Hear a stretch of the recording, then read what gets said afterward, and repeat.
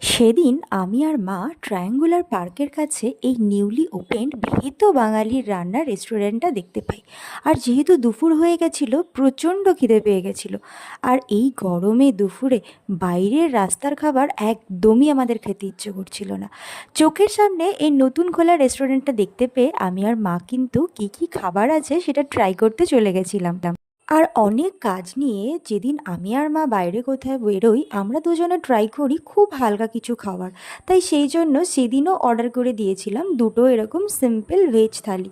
আর সত্যি কথা বলতে কি, সেদিন আমরা এত কম দামে এত ভালো একদম ঘরোয়া স্টাইলের সিম্পল রান্নাবান্না খেয়েছিলাম। তবে 129 টাকার থালির মধ্যে কিন্তু মুগের ডাল, বেগুন ভাজা, পাঁপড়, চাটনি, শুক্তো, মোচা, এঁচোড়ের ডালনা, এত রকম পদ দিয়ে আমাদের কিন্তু বেশ সুন্দর করে সাজিয়ে দিয়েছিল। আর রাইসের কোয়ালিটিও কিন্তু দারুণ ছিল।